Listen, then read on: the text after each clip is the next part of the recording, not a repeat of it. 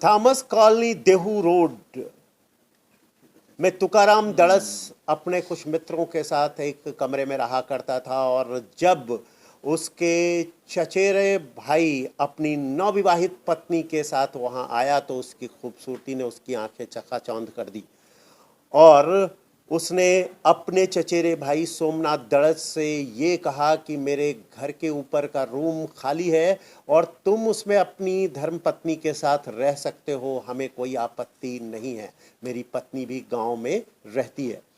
ऐसा सुनने के पश्चात सोमनाथ दड़स पिछले शनिवार से अपनी पत्नी के साथ वहां रहने लग गया था, लेकिन वहां की जानकारियां ज़्यादा नहीं होने के कारण उसने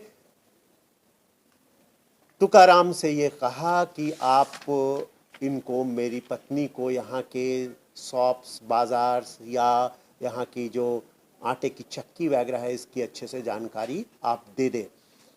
उसने कहा कि इसके अलावा मैं घेराड़ेश्वर नाम के एक जो बहुत प्राचीन मंदिर है वहाँ दर्शन के लिए जाने वाला हूँ, तो मैं इसे ले जाना चाहूँगा।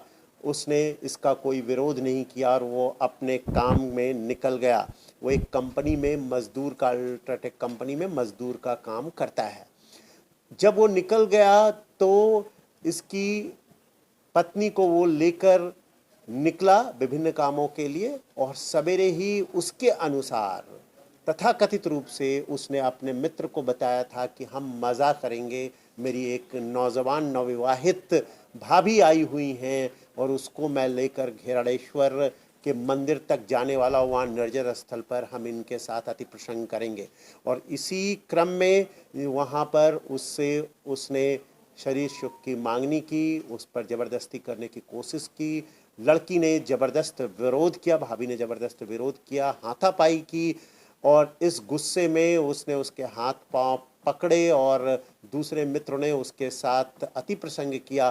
फिर इसने अति प्रसंग करने की कोशिश की, जैसा कि इसका कहना है।